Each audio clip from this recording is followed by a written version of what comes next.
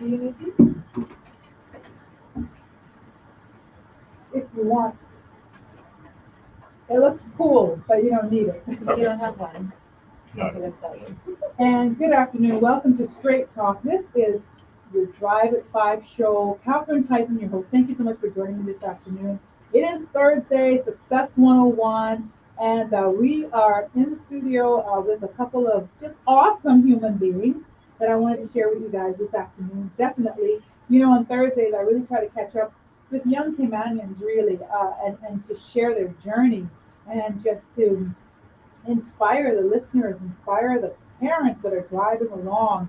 If you got some little children around you, or you have some dreams, or whatever, like go live those dreams, or just infuse that into yourself and promote that into your children, and just build those relationships and just be encouraged that success just looks like whatever you want it to look like. It's not one thing, and it doesn't have to be what John is doing or Mary is doing. It has to be the road that you carve out for yourself. So I'm quite excited about that. And today I have a great couple that have come in to help me, share our Thursday Success 101 show. And I'm very excited. So this afternoon I want to introduce to you guys and to say welcome to the studio, Mr. Nick Ebanks and his wife, Miss Katie Ebanks. Hi there, Nick and Katie. Hi, Miss Hello. Catherine. How are you doing? Oh, good. When people call me Miss Catherine, people always know they know me from somewhere, from a long time.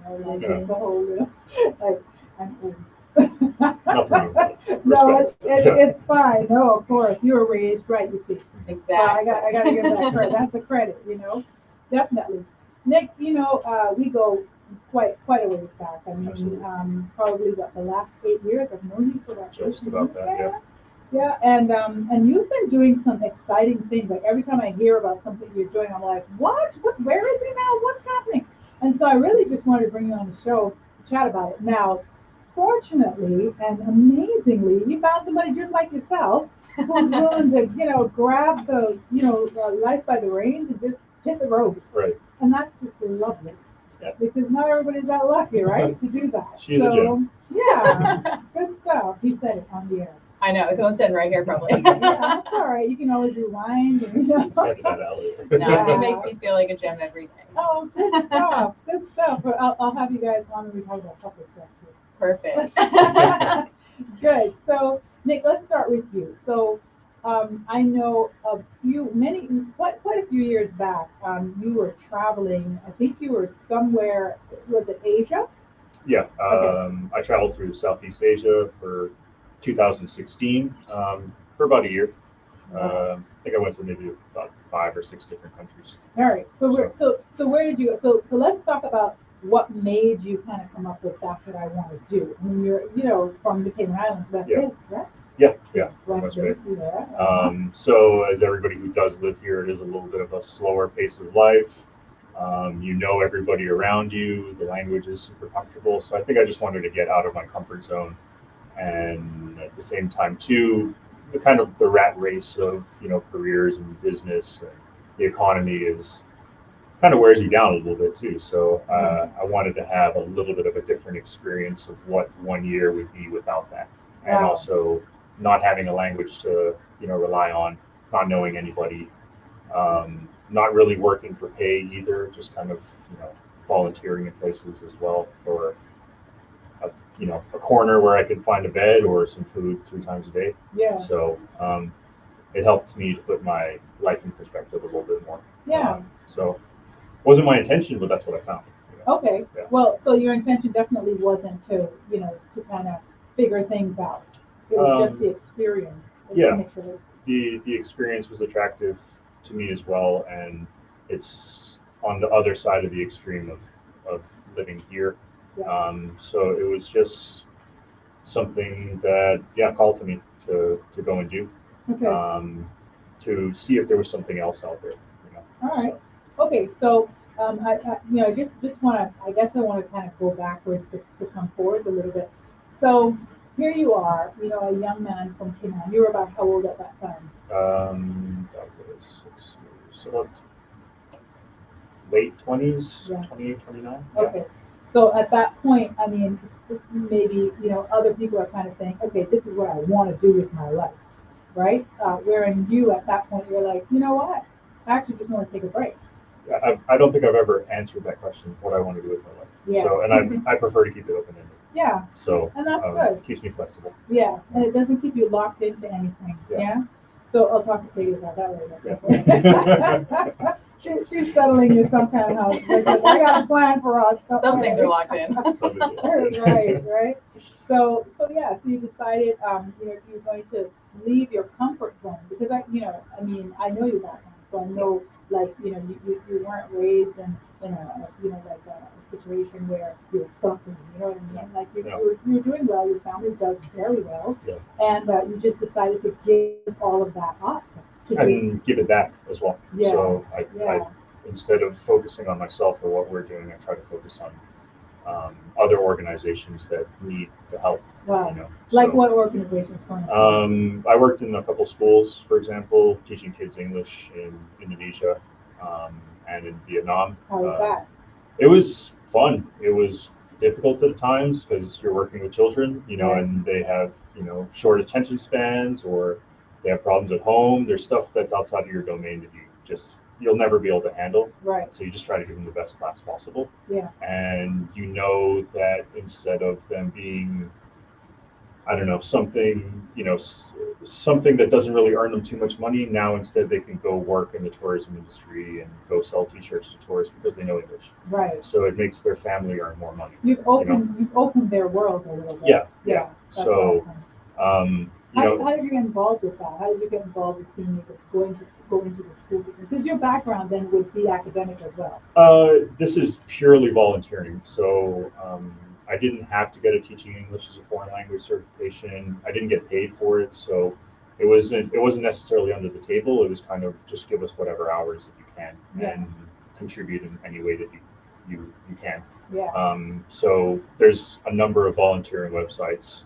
Okay. Online, I used workaway.info, Okay. and there's, I don't know, 50,000 volunteer organizations on there. Wow. Accepting volunteers. Okay. So do they do background checks on you guys? You submit your proposal like you would apply for a job. Okay. And then stuff. they select the best candidate. All right. So you knew about that before you came out? Probably about 4 months before I did. It was kind of like, cool. Spur of the moment decision, but just went for it. All right. So where did you land first then when you left at that time? Where did you end up first? I visited a friend from here. He was working in Hong Kong, so I was there for about 2 weeks visiting him to kind of, I don't know, break into it a little bit easier. Yeah. And then I went to Taiwan afterwards and worked on a farm there. What did you do on that farm? Well, the first 2 weeks I got really, really sick. So it was like, it was being sick and sleeping on a yoga mat for the first time. And baptism by fire. Yeah, it was really cold, and it was pretty bad. And like, what am I doing here? Yeah, but it was attached to a spiritual organization that really helped people with, mental health issues. Okay. So I knew what I was doing was going towards something, so I stuck with it for another 6 to 8 weeks in Taiwan. And it was really fun, and it just really, my pace of life immediately just kind of dropped off. Okay. And that felt freeing as well. Okay. Then after Taiwan, it was a while ago, but I believe I went to Malaysia afterwards, and same thing, did some farming as well. Yeah. On a small scale. Indonesia afterwards. Yeah. What kind of farming was it that you did then? Mostly organic farming. Okay. Nothing large scale, just all kind of, we want to feed ourselves or provide a little bit to market, and it wasn't an industrial farm or any sort of agriculture. It was very bare bones. And how did you connect with that, with something like that? Then? If someone listening is thinking they'd love to, maybe do a journey of some sort, that's why I'm asking these questions, really. Yeah. So was that kind of like, you looked that up as well? I've just always been interested in growing my own food, being self-sustainable, helping the environment in that way. By that point, I was vegetarian, bordering on vegan. So I really wanted to live my life in a way that helps sustain the planet, and farming is one of those things. It's low impact. Yeah. Um, Are you so vegan now? Yeah. Okay. Yeah. You've lost weight too. I- Like Oreos unfortunately are vegan as well. I So know they are.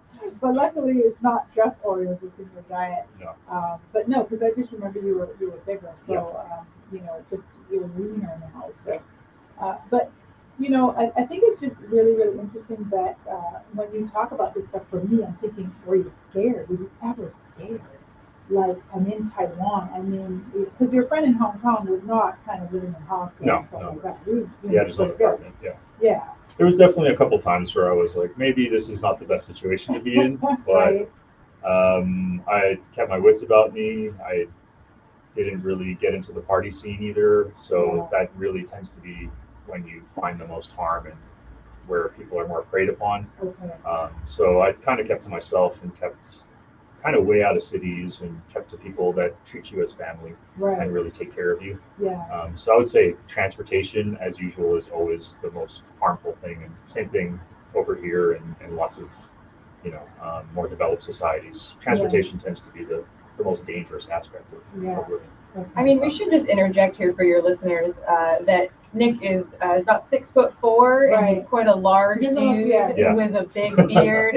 So in Malaysia, he's towering over the local people. So Yeah, most of the That's scary true. encounters I've heard of were related to like venomous animals. Oh, okay. Anyway. Well, thanks for telling us that. Because I'm sitting here going, oh my gosh, like he's sleeping. You're right, like he's sleeping here. How's he feeling? But you're right, 6'4". Yeah, comfortable, yeah. yeah. They're Slept not pretty messing well. with you too No, much. no, Okay. not at all. Not at all. And you just generally find that anywhere you go, it's like anywhere else. 90 to 99% of the people are nice. Yeah, It's very few people that are actually out to get you, mean, whatever. yeah. Most people are genuinely nice. What do you think you learned about that experience on your own? Because you were literally on your own for a year, right? Yeah, Yeah. more or less. What do you think you learned? Just to live more simply. I think that was the major. That's what I got out of it. Like how to live more simply. What do you actually require to live with? And it's actually not that much. Yeah. And I try not to get back to where I was, Right. but of course you can't live everywhere so simply. Right. So you kind of try to get a little middle ground. Yeah, yeah, because I mean, I think we talk a lot about materialism and just ending up being materialistic by default sometimes because we're in a society where stuff and who has the most stuff and who has the best stuff or are the better people. It's strange just how we've been socialized. It's almost like a reconditioning of our minds and saying, what do we really need? What do we really require to live? And not being worried about what someone else is saying. Because a lot of that happens more times than we even want to admit. That we're worried about what people think of what we're wearing or what we're driving or what we're doing. And to really come away from that to be more in tune with yourself and the universe, the environment, and it sounds very organic, period. Like just organically living, right? I mean, it's a costume that we wear every day anyway, so it's how much work you put into it, how much time, and how much of it matters at the end of the day. When you're gone or when someone needs you or whatever, how much of it matters. So I think it's trying to see where you are on that scale and get to some place where you're more comfortable with it. Yeah. How do you think your family felt? They were worried, Yeah, I'm sure. Like I said, there's definitely stuff that I still don't tell them just about, not necessarily like bad things that I did, but situations that I was in, again, mostly involving transportation that they probably wouldn't be comfortable hearing. Yeah. But the beauty about technology now is that you can stay in contact with anybody constantly 24/7. So you had a phone the whole time? I had a phone for most of it. I did lose it and then didn't replace it for another 2 months. Okay, And so they were like, where is Nick? yeah, so I had to go into internet cafes and send an email. Okay. So Yeah, I'm sure mom loves that. I got an email from him, yeah, 2 weeks ago. I think he's okay. Hopefully he'll send me another email soon. in another 2 weeks, yeah. Exactly, yeah. But your dad did go visit you. He did go visit, yeah. All right, so your dad came over. Where were you at the time? I was in Malaysia, and we went to Malaysia and Singapore, and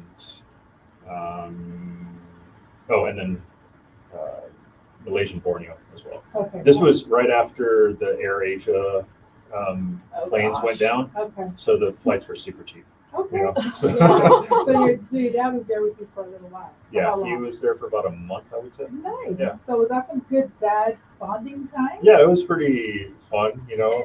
Were you living at hotels though, or was he doing? Oh, I had to do hotels with him. You You know, see? I couldn't.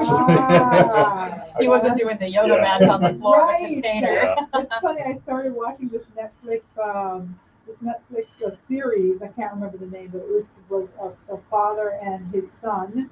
He said he was gonna. You know what I'm Yeah, I talking think- about, right? yeah, yeah. And his dad was like, There's no way that I'm not staying at this hotel. Right. And he was like, come on. He's like, nope. They were British, a British Yeah, dad yeah, and I son. think I know which one you're talking Yeah, about. so I thought that was very cute. But he was just like, I'm not going to work. I'm not going to hostel. Are you kidding me? Yeah, try to avoid that situation. Yeah. So your dad was like, okay, listen, I'm going to be here with you, but we're gonna trust our drinking water this time, Yeah. and yeah, get you healthy, Mr. Nick. Yeah, I mean, That's interesting. before he visited me, I slept in the Singapore airport for 3 days because I was like, why am I going to go get a hotel? This is perfectly comfortable. So I wasn't going to You subject know you him. were sleeping. Security checked on me a couple times, but for the most part, It's so funny. I was okay. All right. Yeah, but I didn't want to subject him to that kind of. Folks, don't try Kind this of at home. Yeah. Yes. All right, I tell you, he was a professional, so don't try this at home. Now, before all of this, and Kate, I'm going to bring you into the conversation. I love how you're interjecting because I'm kind of figuring out that's why men need wives, because they remind them of details. Yeah, I yeah. can't help myself, Even so I'm though glad they you're okay weren't on with it. the trip, they know all the details of it. That's funny.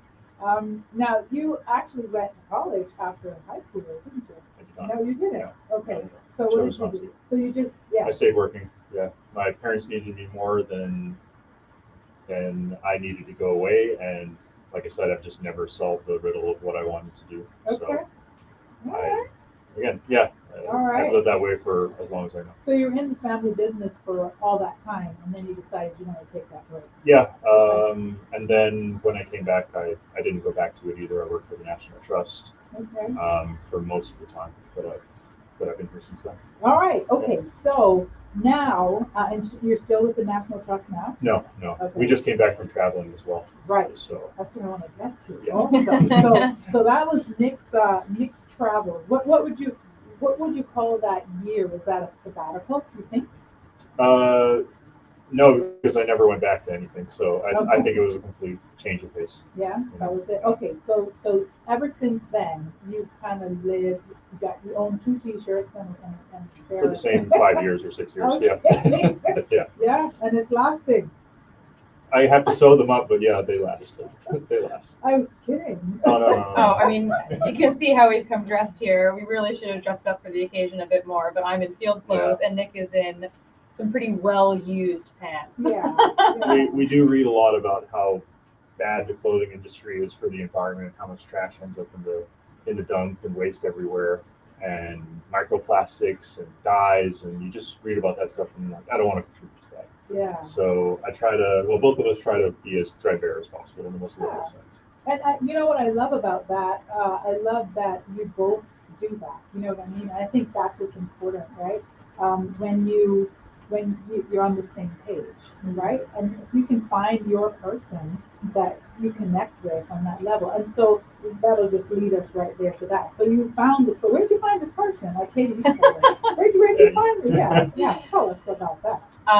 Well, I was living on Little Cayman at the time. I was working for the Central Caribbean Marine Institute, and a girlfriend over there was coming over to the big island, the big city, Of course. for her bachelorette party. So, to be fair, I think everybody who was between the age of 20 and 50 on Little Cayman was invited because, there was like 10 of us. Exactly. So we all came over, and, I love a good night out, but I really, similar to Nick, I just love nature and the environment. And so we did a couple typical bachelorette things, went out, did the brunch, all that fancy stuff. But then I was over here for the whole weekend and I really wanted to do something in nature, but I had only been on Little Cayman, so I really didn't know where to go. Right. Thankfully, a friend recommended the botanical park. And so rented a car, went over to the botanical park. And because I had volunteered with the Sister Allen's Rocket Iguana Project on Little Cayman had a connection who said, "Oh, you should go visit the Blue Iguana Sanctuary at the Botanic Gardens." Okay. And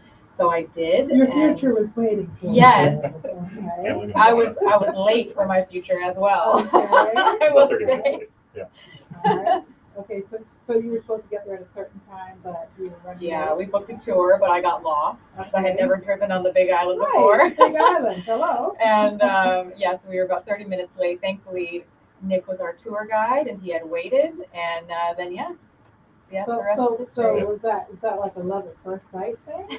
We glad you never did. stopped talking Okay. since then. So you weren't So- annoyed about the 30 minutes late? Oh, he was annoyed. I was annoyed, but He then I almost saw who left. it was, and I'm like, okay, she can pass. It's Yeah. fine. Yeah. Whatever. It's kind of cute. Yeah. Okay, and so that continued. Did you ever go back to Little Cayman then?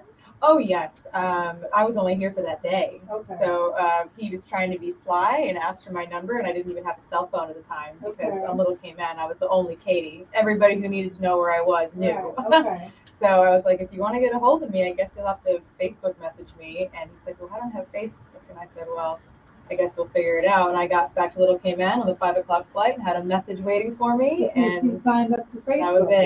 Yeah. You were inspired. Let me see if There's I a reason can, for that's this. only Yeah. how I can reach her. And so for the next couple of years, I was living on Little Cayman, he was living on Grand Cayman, and then thankfully CCMI was able to get me an opportunity over here to work for about a year. So then I finally moved to the Big Island, and we were able to be together.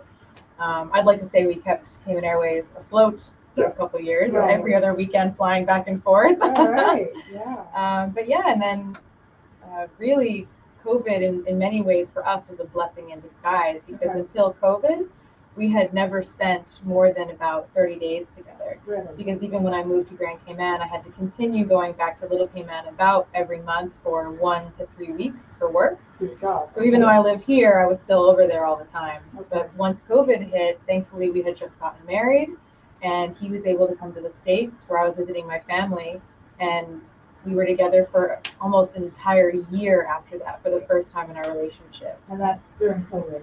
Right during as soon as the lockdowns hit. Yeah. Where are you from? From in the U.S. I'm from upstate New York originally. Okay. All right.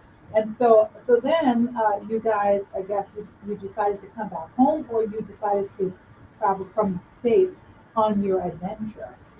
So it was supposed to be that I was leaving CCMI on a sabbatical, and we were going to go traveling. We had told CCMI for a few years that we really wanted to travel, and we said December 2019 was going to be my last day at work, and we were going to go for 1 to 2 years and train a new person.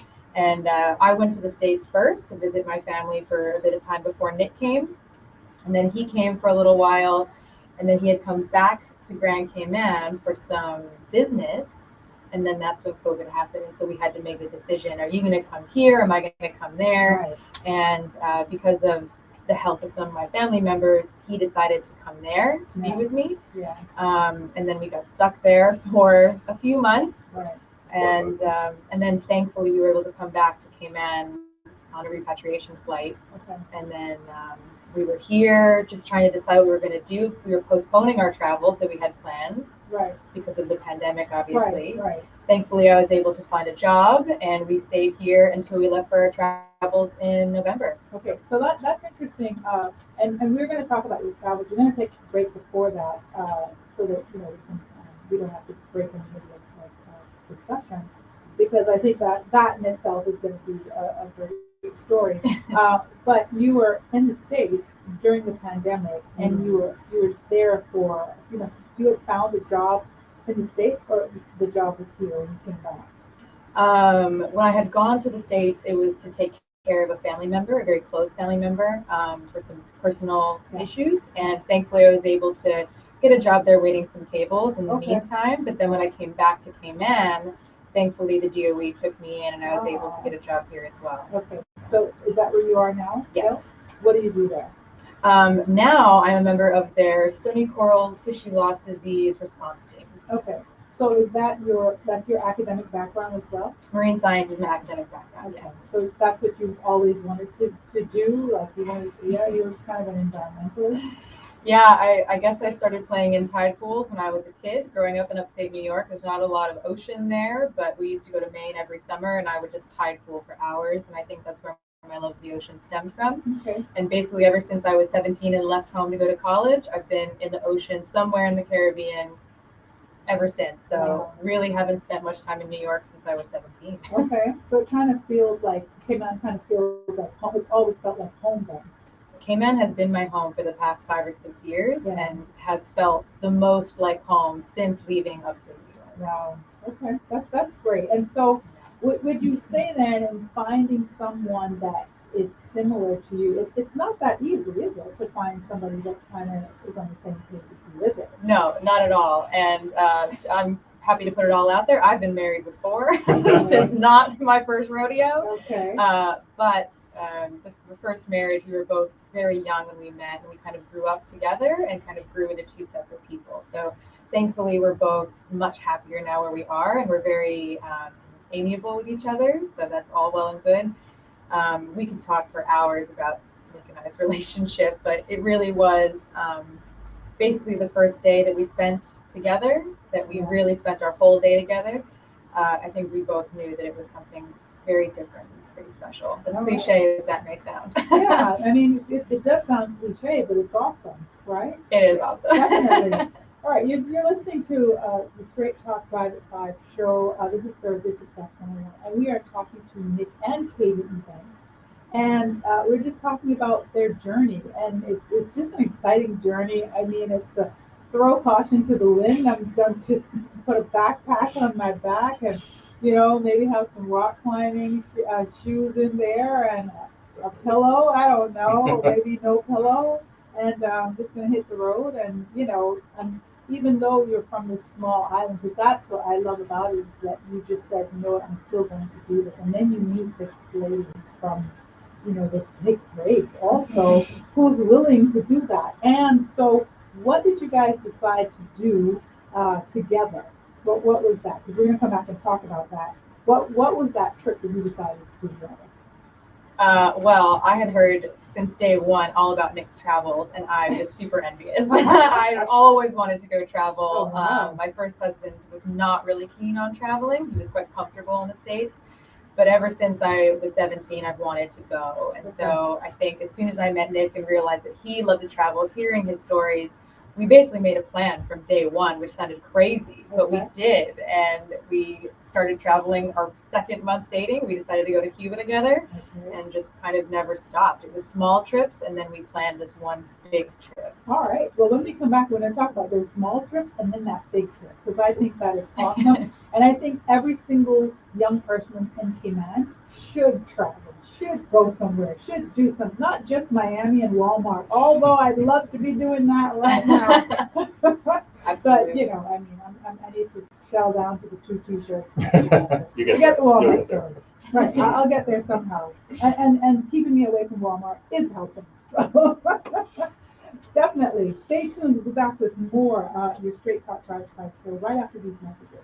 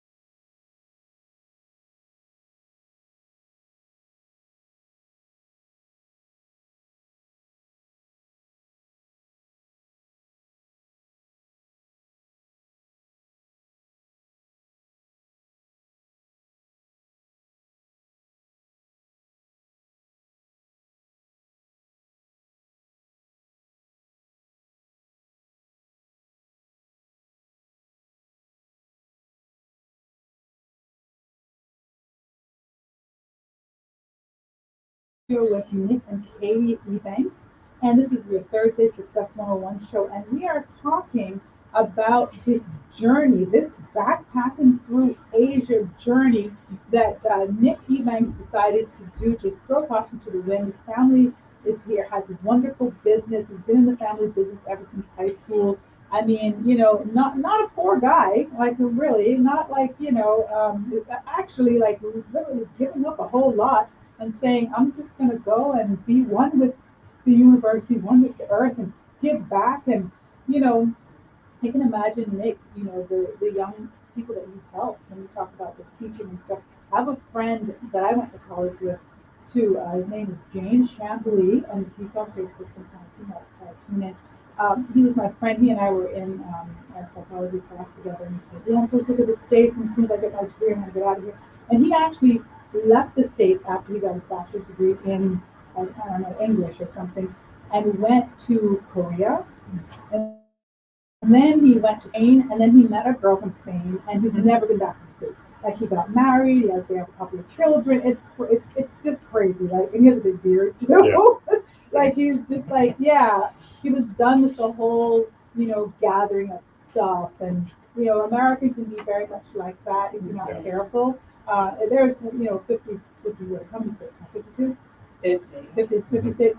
And I mean, so there are different parts of it, but you can find that organic stuff there, but for the most part, there's a lot of materialism and, in debt and just people just, I mean, suffering really, especially right now, where economically it's just crashing. And so it's so good to really learn how to go back to the basics to get through this, Yeah. So your story, I think, really kind of resonates in that way, where it's like, how about finding the balance. So before the break, we were starting on this, meeting of these two souls floating around in this world, finding each other, somehow being attracted. I believe the universe brings us to things, and it's so interesting how that happens, right? And then you meet someone, and Katie, you hear that he's gone on these travels, so you're like, you know what? Sounds like we could do this. Exactly. So tell us a little about the little trips, and then tell us about the big trip. So I think at the time when Nick and I had first met, the rock climbing company, Rock Iguana Ltd. On Kim Brack had first started, and so I had heard about it, and I used to rock climb in the States, and I was really interested in going over there. And Nick happened to be wearing a T-shirt from them the day that we met, and so I said, "Hey, I want to get involved with that. Have you been?" And he loved it, and he talked about it to no end. And so we started initially. I think the basis of our relationship was really the love of nature and rock climbing. And so our first trip together that we planned was to Cuba for a rock climbing trip with just the two of us. Okay. So we did that 3 months after we met. Yeah. And how was that? I mean, so if people are interested in doing things like this, like what you're talking about, how do you learn about these things? Do you go on, on the internet? Like, how do you find out about stuff like that?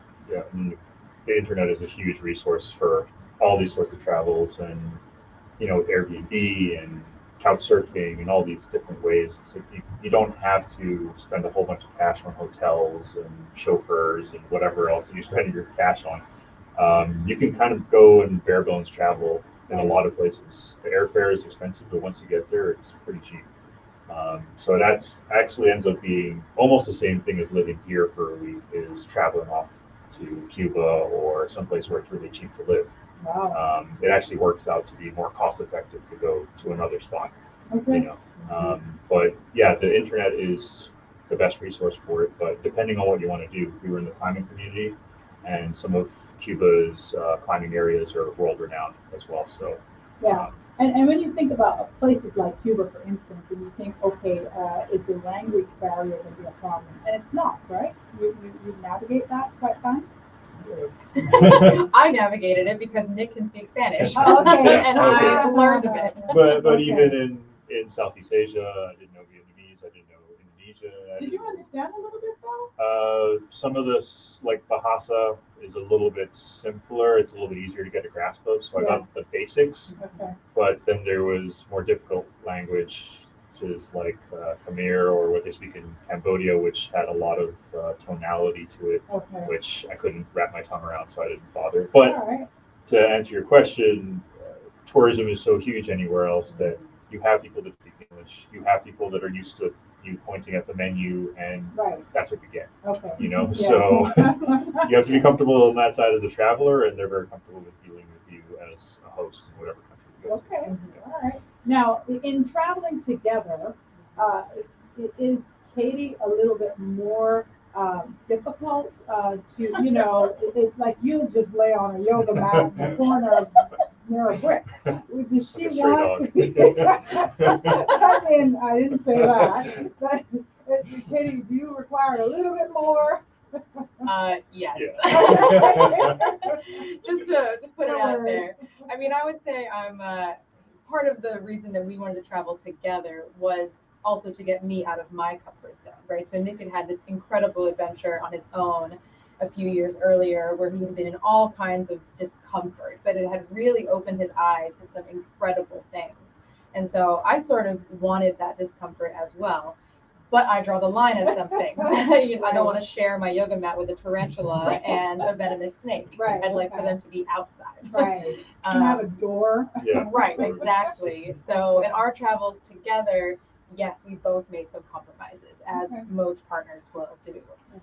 Many times we had both said, like, if I wasn't with him, he would have been fine just sleeping in the bush on his own. Right. If he hadn't been with me, I would probably have been in an Airbnb somewhere, Right. like a little, but we came together in the middle and got me out of my comfort zone and then give him a little bit cushier experience than maybe he had the first time around. Right. Okay, cool. That's good. I mean, because there's that compromising, which is important. Yeah. And it's important just for a relationship, period. And so you guys have been married how long now then? Only a year and a half. Year and a half, yeah. Mhm. Okay. So what were some of the other trips then that you took? I think first it was Cuba and then was Costa Rica. About 2 years later, a Yeah. year and a bit later. Mhm. Yeah. Okay. Then we went to Costa Rica. For how long?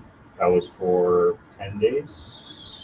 So Just about. Was Yeah. that an adventure too, or that was more kind of luxurious? It was pretty It luxurious. was, our friend had a house that she had rented out, and so we got accommodations for free. So we just had to pay for the airfare and whatever we did there.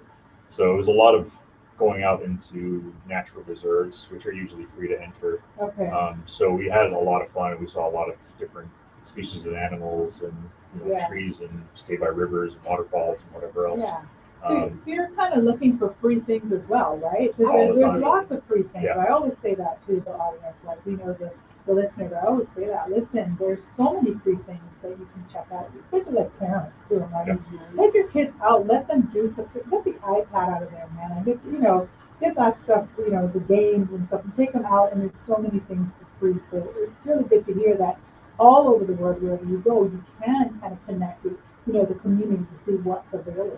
Yeah, absolutely. And especially if you're looking for natural experience, things that immerse you in nature fully. I mean, there's national parks in every country you go to, and local parks as well. And then if you the internet really is the most incredible resource. You can just Google the place you're going and free events. And there's community events in every community all over the world. Right. Yeah. And that really gives you that cultural immersion, and you get to see the local people. And usually we are the only people who are foreigners at these things, so you get an amazing experience, and they really welcome you. Yeah, absolutely. I went to Cuba also, and I remember at the tourist place, at the taxi, wanting to take me to this restaurant. I ended up spending like $50 on snapper. 50 real dollars. And I was like, I'm not paying $50 in Penang for a snapper. Yeah. And so I think we were walking in a little shopping area, and there was like food, people coming out of a little house with food in their hand. And I'm like, what is that? And it was a restaurant. Literally, it was in someone's house, and it cost $1. Yeah. So, like serving you on their own plate and stuff. And I'm like, I'm down with this. Yes, it's probably excellent food and it too. was delicious. Yeah. It was just like, do not take this back ever again to, the tourist place. Tourist trap. $50 snapper, Yeah. So, and you're right. You get to mix with the people and be a part of their culture, and now have that real experience of not just being a tourist, seeing other tourists. So that's Mhm. awesome. All right, so the big trip. Tell me about the big trip. The big trip. Yeah. Well, our friend actually found the initial part of the trip was going to be to go manage a nature reserve in Ecuador together. And very similar to a job application process, a friend found us this, it was listed as a job on a Facebook forum, tagged us in it, said, you guys would be great for this. It was a job actually looking for a couple. Okay. And it had certain requirements. And as long as a couple, you met these qualifications, then you could send an application, have an interview, just like a regular job. And thankfully we got it. And so that was the only planned part of the trip we had, was to go manage this nature reserve. And then we figured with the COVID pandemic, we would just really let things play out naturally from there. Right. But that was a 6-month commitment. So we left here knowing we would go to Ecuador For 6 months. for at least 6 Yeah. months. Okay. But we gave ourselves a 2-year window of maybe staying out and doing whatever came naturally. Okay. All right. So that would have taken you till about May. Yeah. And then what happened?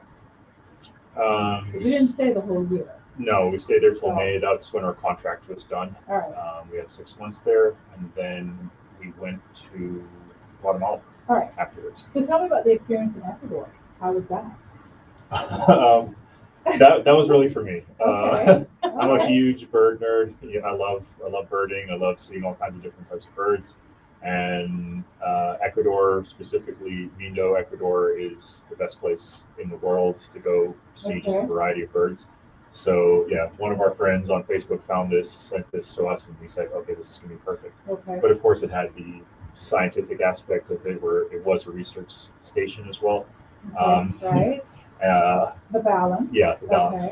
Okay. Which really helped us to figure out what's going on with target species, but also with the migration of many different other species as a whole, to see, are the bird populations changing? Are they favoring different types of food? Whatever else. Okay. So that part was really cool. Like, we got to get involved in some really cool, scientific research. As me as a citizen, I don't have any science background, but I got to get involved as a citizen. Right. And Katie got some experience out of water as well, doing some research.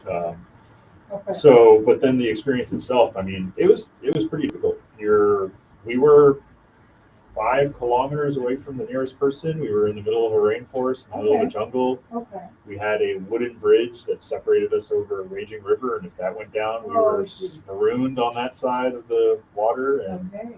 you had landslides, and you had tree falls, and you had venomous snakes. And you didn't know all that when you were on your way there. Oh yeah. No, we Yeah, did. We did. Yeah, we signed up for it. We signed up. I'm still going for Yeah. it. Yeah. We weren't in any dangerous situations, but there was danger Sounds around. pretty dangerous. I mean, It's all relative. yeah, you look Yeah. at the statistics, and venomous snakes was way low on the Okay. human killer list. All right. So Maybe if you like Ecuador. Yeah. Some preservation, I don't know. but then you Okay. get up and you see them, and they have no interest in harming you. Okay. You know, all right. so you can just observe pretty comfortably. Okay, so now you're like venomous snakes, whatever. Yeah. Which Sort is of. very funny because actually snakes are one of Nick's phobias. So Okay. we knew there were going to be a lot of snakes, and that was one of the things pushing him out of his comfort zone. He said, okay, I'm going to see a lot of these snakes, and I'm going to have to embrace them. And he did. He did really well. Okay, Yeah. all right. And so, so you were, so you had to kind of go to town to get your groceries type Yeah. of thing. Yeah. It was. Katie, you're laughing. Yeah. Nick's like, oh, it was kind of difficult. I mean, Nick is a bushman through and through. You put him out with a machete in the cayman bush, and he's happy as can be out there all day. Right. No Yeah. mosquitoes, no sun cream, nothing. He's happy. Right. For me, I find that a bit challenging, to say the least. Okay. All And right. so this experience was difficult for both of us, but I think more difficult for myself. Okay. The walk to town was 10 kilometers one way, Just a walk. Yeah. just a walk, Okay. up and It's a down a hike. mountain, It's a walk to town. Definitely a walk to town. about 1,000 feet difference that you have to hike up and down to get there. Okay. And then you come back with all of your packs full of groceries and Oh, laundry goodness. and whatever else. Yeah. So gosh. we were in excellent shape. Yeah, Yeah. I bet. Did it become easier that walk? It became. No, I don't think It so. got rainier and rainier as we were there. Oh, So goodness. it was almost every time towards the end that we would just get drenched. we just get rained out every time. Okay. So we learned our lesson. Like there was a pretty steep learning curve, but that's all we had to do was to learn. Okay. So we got it eventually, and we got used to getting drenched and got used to taking 6 or 7 hours to go shopping. Okay. But So it worked out. So when you left, did you knock the dust of that town off your feet? Like, thank you for the memories, glad for the experience. I think it started to be that, I mean, Nick was really happy every day. I mean, he really was in his element through and through. Yeah. I was not. I was Okay. pretty unhappy the first 3 months. Is he a pretty happy guy generally, or is it because he was in his element? I want to know. I mean, he's a pretty jovial dude. Okay. But when he's in the bush, that's when he is just alive. Okay. You know, when he's in the office, I think many people can relate. Okay. You kind of feel like, oh, I'm a little down. I need some nice music. I need Right. some coffee. Right. But when he's out in nature, it's like the sun is always out, even if it's rained 100 centimeters a day. So was he in nature smiling and you in the whatever you were living in growling? I was in the tent crying about every other day as we were living in a tent. And it really was almost every other day that I had a little bit of a breakdown. For the first month. For the first 3 months, I First 3 would say. He's And then, being nice. yeah, and then something happened around month 3. It was almost like an epiphany Like, of, stop crying. yeah, like you signed up for this and Right. you have to make a Big decision. girl. Are you going to be unhappy the next 3 months, Yeah. or are you going to decide to see the beauty in every day in Right. this experience and really enjoy it? Get over yourself. And I just did. Yeah, good. That was all it took, was just that decision. And Good stuff. and then it was an incredible experience. And then Nick was happier. Yeah, I was. He was much happier. Yeah. Okay. Good. I was. And then you went on to Guatemala. Yes. Yeah? We did. Okay, Yeah. so how did that come about? While we were at the nature reserve in Ecuador, when we went on our once a week grocery run, we also got on the internet because we had no electricity, no internet at this nature reserve. So Okay. we'd go on, check our emails. And during this epiphany of mine, I had decided that I was ready to become a yoga student. And I really wanted to go back for my yoga teacher certification. Okay. Because mindfulness and meditation and practicing yoga really helped me in that difficult experience to see the joy in every part of the day, Right. even the most challenging. Right. To accept those challenges and realize that they're learning for a reason. Yeah. And so I really felt like I was ready to go do that. And so I kind of applied to a bunch of places, and this one place really spoke to me, and it really spoke to Nick as well, where they were hosting this yoga teachers training, and it was in Guatemala. And thankfully they had scholarships available. Oh, So nice. we were able to secure a scholarship for me. So it was significantly cheaper, which matched our traveling budget. Right. And then we sort of made the decision that yes, Guatemala was where we wanted to go. Okay. It was really based around the yoga teacher training. Yeah. For how long? We ended up being there almost 4 months. Oh, wow. Yeah. How My long yoga was the teacher training? training was only a month. Oh, okay. Oh, wow. So Okay. the rest of the time we were volunteering at a farm / spiritual retreat center where the yoga training was Yeah. held, but they use it as a space for other sorts of spiritual healing or Nice. learning. Nice. And then I also volunteered just at somebody's house, just doing landscaping in exchange for accommodation. Okay. So that was good. So you Katie, you enjoyed Guatemala then? Oh, I loved it until we got COVID, and then I didn't love it so much dear. anymore. Oh, okay. The world So- is, it's real out there. Yeah. So that's what happened. So that's what cut your trip short then. And the lack of options of vaccinations. We really wanted to get vaccinated because it just makes life so much easier, especially when traveling and you have a lot less to worry about. Right. We left not knowing there was a vaccine that was about to come out. Okay. We might have stayed if we knew, just because Things of, might have been different. Okay. just because it would have been much easier on us. But you just wanted to be home at that point, I guess. After getting sick Exactly. and knowing that we had another maybe 3 months planned before we came back here for Christmas, Okay. we decided to cut it short just so we could get vaccinated, ride out our time. Okay. Being sick is way more expensive than being healthy, so it just cut our trip short. So had you recovered from COVID by the time you took the trip? Yeah, Yes. yeah. Yes. We had Okay. negative tests. We were both feeling fine. So how was that? I mean, how was your COVID experience? symptom-free. Yeah, it's a good question. It is. In I the middle mean, of we were. the mess, you know. It is. For anybody else, I think it would have been rougher. We were in great shape. We're Right. young. It still hit me like a ton of bricks, Right. but we didn't suspect it was that. Just it's a pretty common story. Right. We didn't think it was COVID. I still didn't. I have never tested positive for COVID, Oh, really? but So you just I have knew deep it was. suspicion that it was. Oh, okay. You So know. you didn't have any real like medical proof that it was, No, but for just how. Katie, yes, but Okay. for me, no. Okay. So. Okay. So then you figured it would have Yeah. been safe for you as well. Okay. Yeah.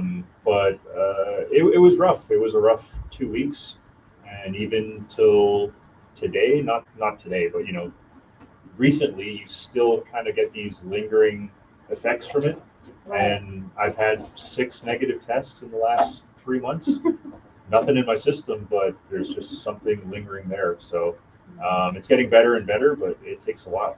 Yeah. So how do you think, like, how do you know then, like, what is it? What are some of the symptoms that you have that you think that are lingering? mostly it's just feeling lethargic, kind of a brain foggy feeling. That's about it, but it kind of just takes you in the morning and you're just like, I just feel like going back to sleep and I can't think straight. And then it just kind of clears up like it's gone. So Okay. It's just one of those things, but it got back to normal. And even 2 weeks after being sick, for each of us, it was kind of back to normal, Okay. So, but it really, we knew what we were getting into. We knew the risks. Yeah.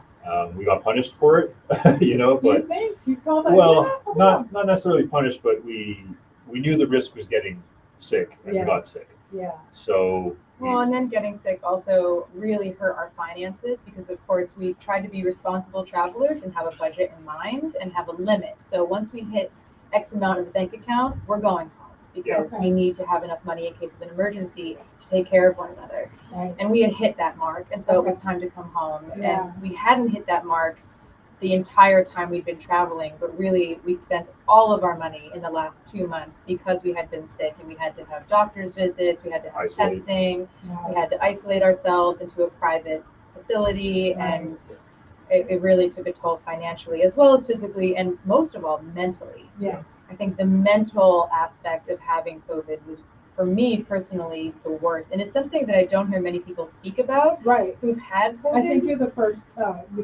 people that I've spoken with that are speaking about a COVID experience. Yeah. Which is interesting. and we weren't home either. Okay.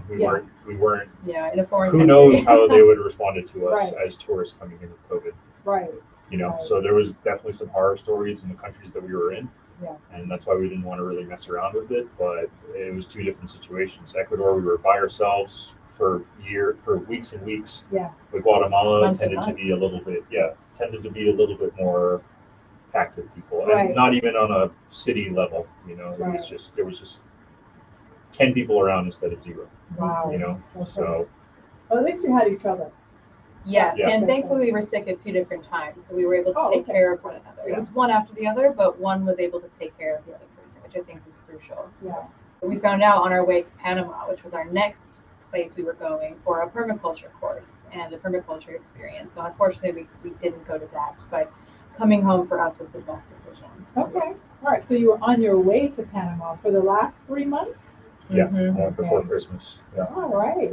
Okay. So, I mean, it's all, kind of took a little downturn there, obviously, because you got sick and you weren't planning that. But what do you think about that whole experience that you did have those 9 months that you had together? I mean, for me personally, I could have a whole radio show on that alone. Yeah. I mean, Well, we got 2 minutes. there's so much to talk about, but I think in relation to what maybe your listeners are looking for on this particular show is that some of what you said in the beginning, that it's such a big world out there, and while Cayman is rich with culture and rich with heritage and rich with its demographics of many people from many different countries, until you get out and experience a different culture and fully immerse yourself in that, it really can feel like this is your whole world. Yeah. And it is many people's whole world. And while Right. that's beautiful and incredible, there's another whole world out It's there not the whole waiting to world. be explored. Exactly. Yeah, and so really it gives you so much perspective Yeah. on what is poverty and Right. what is what we have to be grateful for every day. And I think that's the most important lesson to take away. It's all that we have, even if it is threadbare clothes. Yeah. We've got 3 meals a day, a roof over our head, each other, and everything we need right here. And that's what's most important. Yeah, no, I think absolutely what you said. When I think about just these experiences, it does put life in perspective. And I think when people think that they're tough, like if you think you're tough and you've not gone anywhere, you travel to Ecuador, or you know what I mean. You take that walk once a week to go get some groceries and come back, and you cry in your tent for 3 months, and you come back here with a renewed sense of appreciation and even fighting power, like being able to just say, I'm going to show up at my job, I'm going to do this, because guess what? I'm in AC every day. Yes. Oh, coming back here into quarantine to our house was like a 5-star hotel. Exactly. Like, I can stay here for 7 days? Sure. Yeah, no exactly. I got a refrigerator. Yeah, exactly. I'm not on the ground somewhere. Yeah. Exactly. I think that's what's important, and facing life, just being grateful is so necessary. So necessary. Nick, I want to ask you, what was the difference being that year by yourself versus the 9 months minus the last part of it with your life partner, your wife? To talk about the partnership, it was way easier. If I did have a bad day, there was always someone there to catch me. Right. There's always somebody there to bounce ideas off, how to approach a situation, Right. Someone to give you perspective in what you think might be a problem, but that has a solution. Right. So I think maybe if I was by myself, I would have spent a lot more time thinking about things rather than just bouncing off somebody else who would just give me the answer in 2 seconds. And especially she knows me better than I do. Yeah. And you always, it was okay to be alone. I never felt alone because I do think that all of nature is out there with you. Right. But it also felt good to not be alone every single night, and have somebody to share experiences with. And have somebody to open the can of beans for you sometimes. Absolutely, yeah. Thank you guys so much for joining me this afternoon. It's been an absolute pleasure. I hope that the listeners have had as much fun as I have listening to your story. I'm so glad, I'm so glad that you're okay. You came back home with a renewed and enriched experience, and you're here to contribute because you're back at work. Are you back at work now? Yes, I'm back with the DOE full time. All right, and we're glad to have you. And you're back with the family?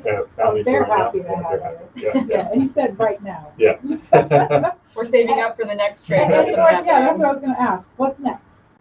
Well, we're just saving up for the next trip, honestly, and waiting to see what the world is opening up. All right. We don't know yet. But there will be another trip, another adventure. Oh, of course. Yeah, hopefully.